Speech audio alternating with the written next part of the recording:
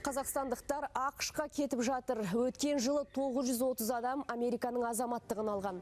Сондай-ақ азаматтық алмаса да ақш-қа емін-еркін кіріп шығатын грин карта ең көп берілген елдің қатарында да Қазақстан тұр. Мәселен, 2022 жылы 1637 адам алса, 2023 жылы 2610 отандасымызға бұйырған. Мұхиттың ар жағына құмартқандар арасында студенттер де бар. 1562 жасқа тұрақты студенттік виза рәсімделген.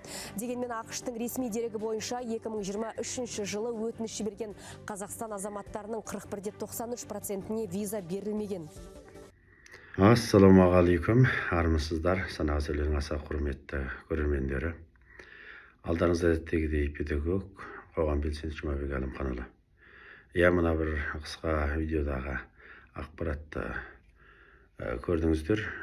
Бұны енді ресми телеарнада хабарда таратқан ақпарат екен. Оны бұрында көрген боларсыздар. Бұл мәліметті мен жаңа көріп отырмын. Сонымен осы видеодағы ақпарат туралы өздеріңізбен ой бөлісе кетуді жөн санадым. Арқада қыс жайлы болса арқа рауып несі бар дейді.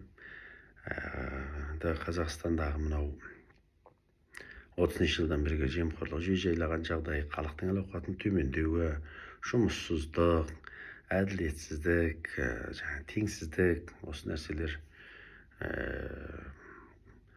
көз ашып көкірегі ояу жастарымызды әсіресе шетелге шығып жұмыс жасауға мәжбүр етті. Түсінікті, сол қатарда орта буын өкілдері де, жасамыс кісілер де шетелге барып өзінің бағын сынап көрмекші. Оны енді бұл Қазақстанда ғана емес, енді барлық әлемде бар жағдай. Бүкіл әлемдегі жаңағындай теңсіздікке тап болған елдердің, мешеу дамымаған мемлекеттердің халықтары осындай дамыған елдерге босуда, түрлі жолдармен баруда, амал болса сонда орнығып енді сол елдің азаматы болып қалуда. Енді мына Орта Азиядағы елдер үшін біздің Қазақстан соңғы жылдары Америкаға көшіп барып қоныстануда соның көшін бастап тұр екенбіз. Мен бір естіген ақпаратта Америкада 100 мыңдай қазақ бар дейді. Бұл аздан емес әрине. Енді оның ішінде әрине басым бөлігі Қазақстаннан барған өзіміздің отандастарымыз. Мүмкін бір 70%-дайын құрайтын шығар. Түркиядан дейді, Монғолиядан, тағы басқа қазақтар жасаған елдерден барып, Америкада бүгінгі таңда 100 мыңға жуықтапты. Оның өзі енді біздің Қазақстандағы бір кіші облыстың халық саны деп айтуға болатындай, немесе бір үлкен ауданның халық санындай. Енді оның арасында әрине Америкаға жаңағы белгілі мамандық иесі болып, сұранысқа ие, арнаулы шақыртылып барғандары бар, және сол жақта оқып білім алып, сол біліміне сай қолайлы ортада жұмыс жасап қалғандары бар. Олар түсінуге болады. Ал енді арнаулы визасын заңды жолмен аштырып, еңбек етіп, сол жақтан бір мезгіл тұрып,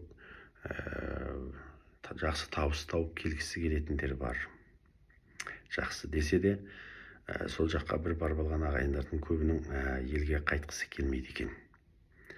Енді оның себебі жаңағы біздің елдегі енді күнкөрістің бір аса қиындау, қымбатшылық, жұмыссыздық, әлеуметтік теңсіздік деген нәрселерден туып отырғанын түсінуге болады. Енді бұл үрдіс өте күшейіп жалғаса беретін болса жақсы емес әрине. Біздің енді халық санымыз жерімізге салыстырғанда онсыз да азбыз, демографиямыз төмен, 20 миллионға жаңа жеттік.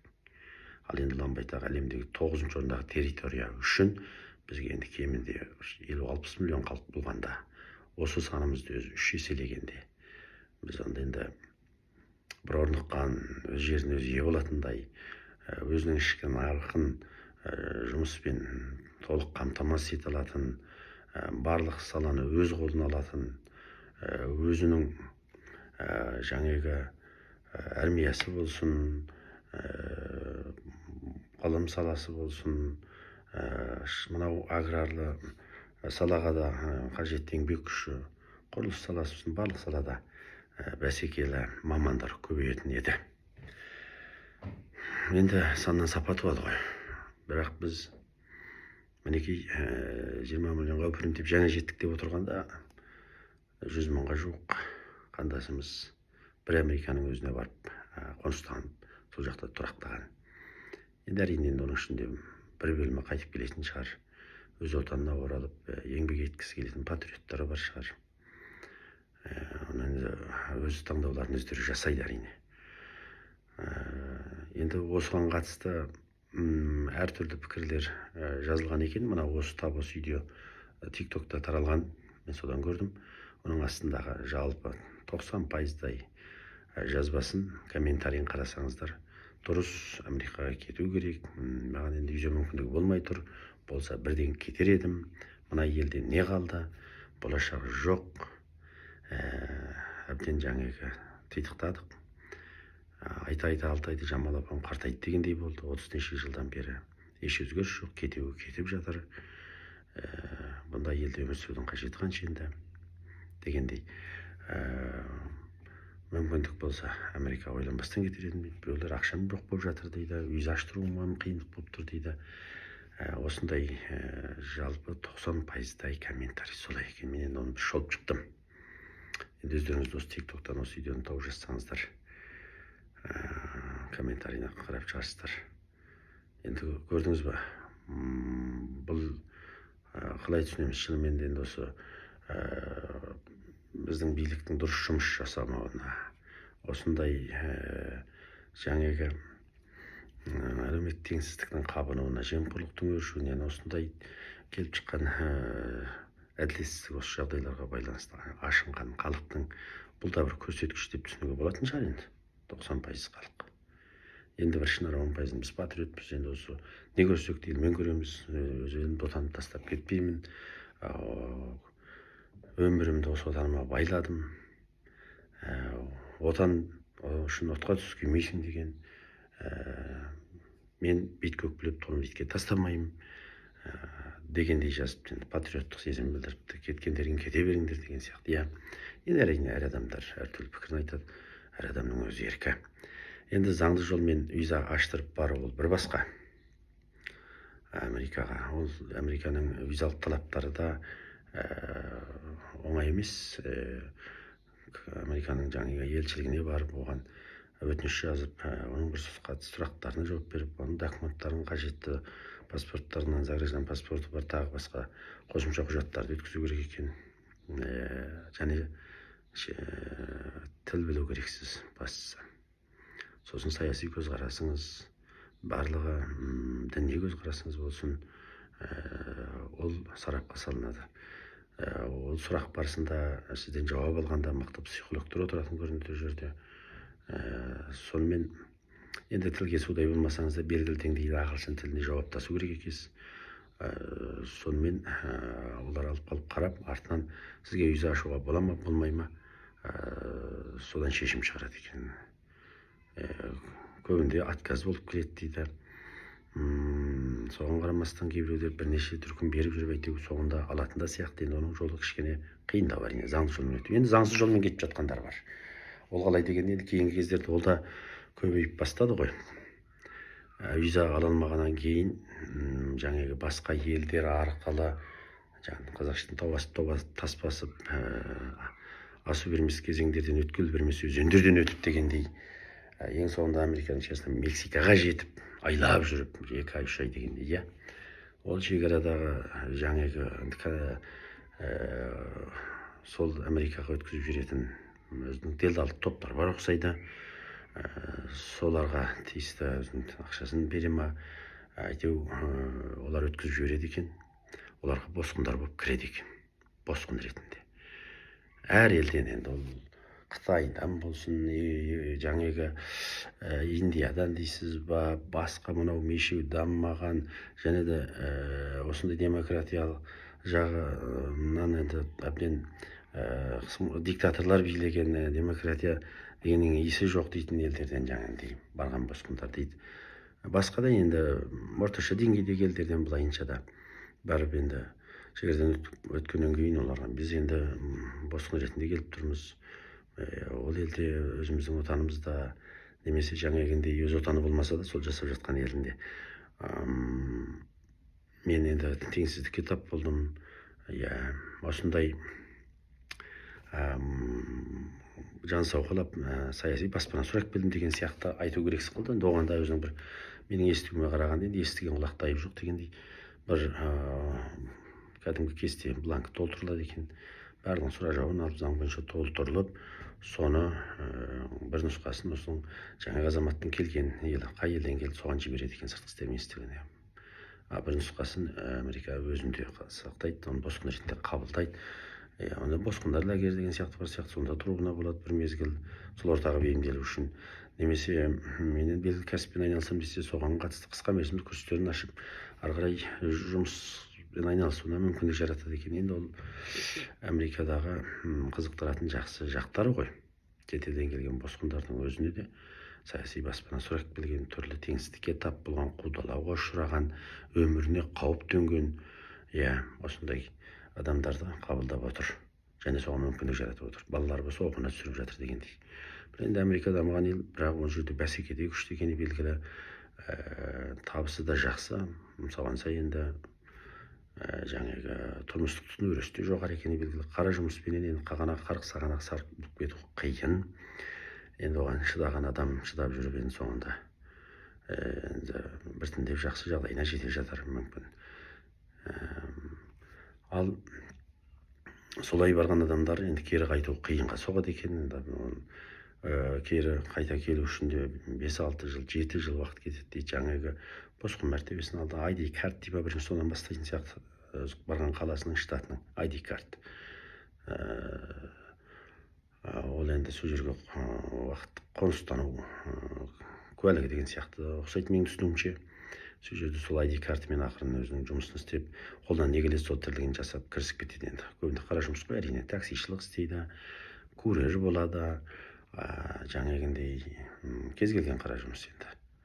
Құрылысқа да істеп кетеді, қысқасы қолдан не келеді соны істей береді. Әрине ол жердегі қара жұмыстың жалақысы бізден бірнеше есе жоғары, табыс тәуір. Ол жағынан енді салыстыруға да келмейді.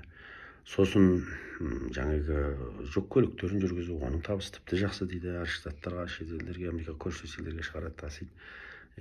Ол жағынан енді өздеріңізде көп ақпаратты білетін шығарсыздар. Ал енді 6-7 жыл қайталмау, мынандай енді босқын мәртебесін алу керек, грин картын, одан кейін барып Америка азаматын алған соң болды. Оған жаңағы өзінің еліне қайта келудің қажеті жоқ. Келгенмен де енді өзінің елінің жаңағындай енді басыма күн туды өстіп келдім деп барғаннан кейін ол бұл жақтағылар да сол ақпараты қолына түскен соң қарап отыр ғой. Есігі жабық болатын сияқты. Көбінесе диктаторлық жүйе орнаған елдерге өз отаным деп, осында туыс ел жұртым отыр ғой деп қайтып келгенде де жаңағындай бірден жауапқа тартатын сияқты. Енді осы азаматтық пайдалануға болатын елдер үшін ол проблема емес болу керек, Түркия сияқты. Енді біздің Қазақстанда қос азаматтыққа рұқсат жоқ екенін білесіздер. Енді мен айтайын дегенім, әр адамның өз пікірі бар ғой жаңа сияқты. Енді Қазақстанда да әзірше осындай қиналып жатсақ та, осындай әлеуметтік теңсіздіктер болса да, біз не үшін отанымызды тастау керек екенбіз? Біз неге бит көкпілеп тонымызды итке тастағандай боламыз? Отаннан артық не бар? Осы сан ғасырдан бері ата-бабаларымыз қан төгіп, жан алып, жан берісіп, енді мынау қыз Ақпатшаның Ресей империясының ықпалында жаңағы одан кейін Совет одағың бар. 3 ғасырдай осындай отарлау, талан-тараж өстіп қуғын сүргін қырғындау ұшырап отырып, мың өліп мың тіріліп, енді қайтадан мына тәуелсіздік алып тәй-тәй басып келе жатырмыз ғой. Әрине енді жаңағы билікті ешкім мақтайын деп тұрған жоқ, жақтайын деп тұрған жоқ. Ол бір жемқорлықты, ол бір жаңағы сатқындықты енді кім кешіре алсын? Халық көп нәрсені көріп отыр. наразылығын да білдіріп жатыр. Қаңтар оқиғасының тууында сол наразылықтан әбден шегіне жеткеннен шыққан еді. Енді одан бері енді қатты бір қарқ болып кеткеніміз шамалы. Десе де бір сөз бар ғой, әлгі үмітсіз шайтан ісі дейді. 50 жылда ел жаңа деген. Осы 33 жыл болып отырмыз ба? 50 жылға жету үшін әлі 17 жылдай уақыт бар. Бір мемлекеттің енді құрылып, оның аяғынан тұрып, жаңа биліктік құрылымы реттеліп, халық сауаттанып дегендей, жалпы өз дүзгін өзі толық қолға алып көтерілем дегенше де оның біраз уақыт кетеді ғой. Енді Американың өзі де бір күнде Америка болып болған жоқ. Оны білесіздер, жаңағы Колумб алғаш барып Американы ашқан 1400 қанша 70 жылдар ма, қателеспесем, 1500 жылдар, датасы толық есіме түспей тұр. Содан енді Индияға барам деп шыққан сол саяхатшылар жаңағы Америка құрлығынан шығып қалады да, ондағы орман тоғайсында жасап жатқан тайпалар жаңағы соларды индиялықтар, яғни үндістер деп атап кетіп, содан үндістер дейді ғой, Америкадағы үндістер. Негізі солардың, нағыз солардың отаны. Ал сол үндістерді мынау байлығына қызыққан, жеріне қызыққан, сол кездегі отаршыл елдер, мынау Англия бастаған, Франция, Голландия, Италия, Испания барып жан-жақтан кіріп, байлары жаңағы ашып кендерін, байлығын тасыды. Ол үшін енді соның иесі болып отырған үндістерді қайтты, миллиондап қырды, бірін-біріне айдап салды.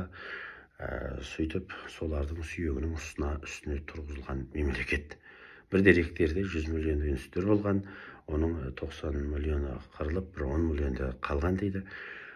Сол 100 миллион жаңағы 90 миллион қырылған үндістің сүйегінің үстіне тұрғыз деген енді өте өкініш, өте зор қырғын. Енді рас осысан, рас болса енді білмеймін, мен естіген ақпаратымды айтып отырмын. Десе де қырғындалу болды ғой, болды. Енді сол қалған үндістерді қазір әлгі бейне бір қызыл кітапқа тұқымы құрып азаюға қалған жануарды кіргізіп қорғау қалады ғой. Енді қырып болып, енді мынау тұқым азайып кетті, бұны қорғайық деп қолға алады ғой. Бүкіл әлемде солай, сол сықылды. Ол үндістерді де қазір керемет құқықтан игіліктендіретін қылыпты, тегі таза үндістерді.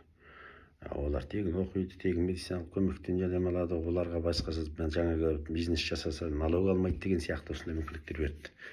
Бірақ соншалық тұқымын тұздай құртып отырып, ең соңында аз қалғанына қамқорлық танытуды қалай түсінесің енді? Бұл да сонда Американың демократияның отаны болуына да оңай қан төгіс болған жоқ, оңай бодау берілген жоқ. Ал одан кейін сол отаршылдар орнатқан билік болды ғой енді Англияның ықпалында. Олар қайтадан өздері дербестік алу үшін сондағы Англия ықпалында жаңағы Вашингтон басшылығында қарсы соғыс ашты.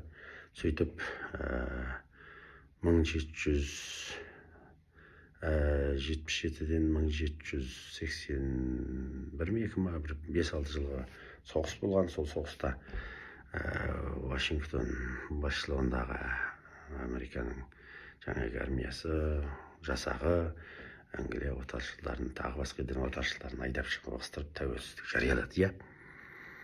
Көрдіңіз бе? Одан бері де 2,5 ғасырдай уақыт өтті.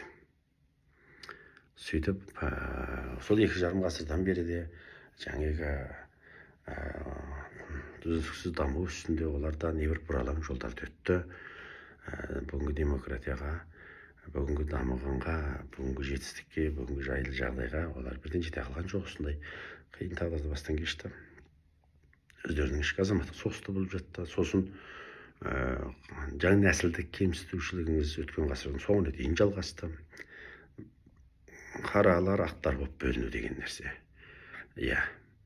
Ал енді бүгінгі күндегісі соның енді нығайған, кемелденген, жетілген түрі. Сосын әлемнің барлық елінен небір байлар, небір мықты саяси қайраткерлер, ғалымдар сол елге жиналады, сол елде мүмкіндік алады, сосын сол елді әкеліп инвестиция құйылады, жаңағы ғылым білімін көтереді. Осылай Американың бәрін қанаттың астына алады, сөйтіп өзін үздіксіз көтереді. Ол сондай бір әлемдегі бір осындай бір түрлі теңсіздікке тап болған мықты тұлғалар үшін, байлар үшін, және ғалымдар үшін бұл бір нағыз соған мүмкіндік жарататын, солардың барып өзінің білімін, байлығын Америкаға құятын, бүкіл адамзат ғылымына да солар үлес қосатындай бір жақсы мүмкіндік жаратылған ел болды. Сондықтан да бүкіл әлемдегі барлық елдерден, ол жерде барлық ұлттардан халықтар бар деп айтуымызға әбден болады. Америкада бәрі бар. Ол түсінікті. Ал енді дүниедегі 6 мыңдай ұлт болса, соның не бары 200-дей ғана отаны бар. Сол отан бұйырған маңдайына да осы тәуелсіздік нәсіп болған біз қазақ деген халық енді бақытты елдің біріміз табысы, отан деген отаны бар деген жағынан өзінің елі бар деген. Енді жаңағы әлеуметтік теңсіздік жағына келгенде әрине қынжылатын жер көп. Енді отан деген өте үлкен ұғым ғой расында. Ормансыз бұлбұл, отансыз адам болмайды деген. Енді керек болса отан үшін жан пида. Біздің сол бұрынғы бабаларымыз ат үстінен түспей осының әрбір сүйем жерін, әр уыс топырағын, бір түйір тасын қорғау үшін жанын салып, қыршынан келіп кетті ғой енді. Сол адам біздің қай жеріміз артық. Біз өзіміз халық болып, ел болып, жұдырықтай жұмылып, ұлт болып, үйісіп, жұрт болып жұмылып өз демократиямызды өзіміз жасау керекпіз, өз билігімізді өзіміз қолға алу керекпіз, оған халық бірігу керек десе де әзірге ол оңай болып тұрған жоқ. Енді оның керуен керейін алсақ тұялдыға шығады дейді ғой, оның өзінің бір сәті туар.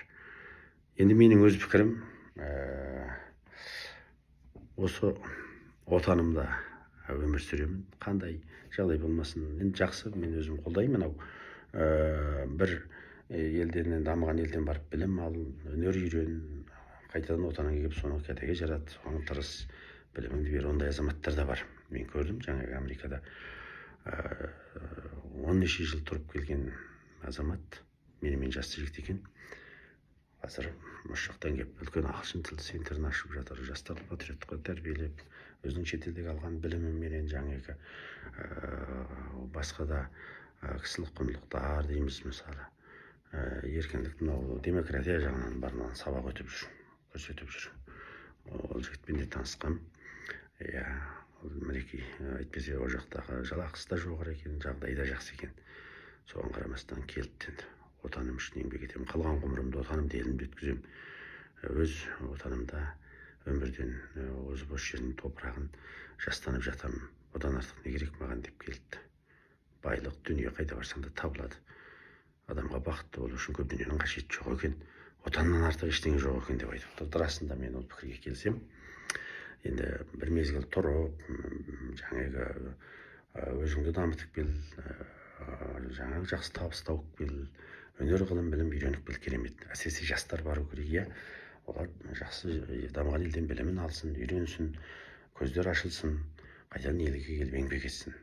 Керемет қой, қолдау керекпіз. Мүмкіндік болса балаларымызды ішінен жақсы оқығандарын, білімге құштар болып талпынғандарды солай дайындайық, олар оқып білім алып, өз отанына келіп еңбек етсін. Осы елді көркейтсін. Елдің ертеңгісі солар емес пе? Әрине енді ол уақыт өтеді, уақыт заңы солай, кәрілер кетеді, кәрінің орнын жас басады. Сол кездегі біздің жастарымыз шетінен жаңағындай оқыған, шетелден озық жақсы біліммен қаруланған, өзінің ұлттық уызын әбден шығарған, патриот, отаншыл, опалы ұлыздар болса, осы елдің ертеңін жарқын ететін солар. Ал енді біз екі жастың біріне келіп елуден серік қалған біздер үшін бала шағаны тастап шетел асып, жаңағы қиналып, олай жүру оңай емес. Ал сол жақта сөйтіп жүріп қиналсаң да жарайды, енді Құдай қуат беріп қалдық дейік, жүрдік дейік, енді артынан бала шағаңды алдырып, өз отаныңнан жаңағы бір теңсіздіктер үшін түңіліп, қарадай таусылып кетіп қалса, сөйтіп кете берсек не болды біз? Бұны енді қалай түсінеміз? Қарабастың қамын күйттеп кеткендік дейміз ба? Жоқ, шетелге барып жақсы болмасақ қайтадан отанымызға керемет көмек көрсетіп сайламыз ба? Кейбір азаматтардың сондай көзқарасы бар екен. Халықтың кемінде бір 30% сол жақтарға шығу керек, болу керек шетелде. Сонда ғана мынау Қазақстанда керемет бір жақсы үрдіске бастауға болады. Отанымызға сонда ғана біздің көмегіміз тиеді дейді. Енді сіздер қалай ойлайсыздар? Мүмкін біз қателесіп отырған шығармыз. Осыған өз пікірлеріңізді комментарийға жаза кетіңіздер. Бүгінше айтпағым осы еді. Ары қарай келесі кезекте жалғасты өздеріңізбен ой бөлісе жататын боламыз. Ең бастысы еліміз аман, жұртымыз тыныш болсын. Адамның берері болмаса да, Алланың берері таусылмасын. Еліміздің шеті жаусыз, ел іші даусыз болсын. Бәрі де уақыттық. Жаңағы қандар кетеді, халық қалады, бетеге кетеді, бел қалады деген. Қашанда ел қалады, орында бар, оңалады.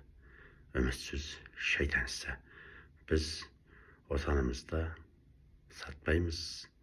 Отанымыз үшін отқа түсуге де дайынбыз. Керек болса, тіпті жау-жалам жағдай болып қалса да қолымызға қару алып қарсы тұру керекпіз әрине. Ол кезде ойбай мына билік бүйтіп бәрін осындай жеп ішті ғой, енді кім үшін күресеміз деп отырмаймыз. Мына Украинада соғыс болып жатыр ғой, сол сияқты. Сондайға дейін баруға дайын болу керекпіз. Біз жүрегіміз отан деп соғу керек. Қайда барсаң да, қай жерде жасасақ та әйтеу қайтеміз, жаңағы өзіміз жанбағыс күнкөріспен жүре береміз. Өлмеген көл балық жұлғады деген.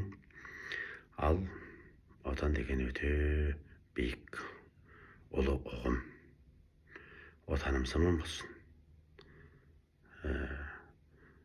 Отанымыз үшін жан-жақты бәріміз, біріміз үшін біріміз, бәріміз үшін болып еңбек етсек, тер төксек, жаңағы әділетсіздіктермен күресе білсек, жүре келе бізде орныққан демократиясы, жан-жақты дамыған елге жетерміз. Ол да уақыттың еншісінде шығар. Елді тастап жан-жаққа көптеп ағылып кете берудің арты жақсы болмас-ау деп ойлаймын. Сіздер де өз пікірлеріңізді жазып, ойларыңызбен бөлісе кетіңіздер. Мен міндетті түрде оқимын.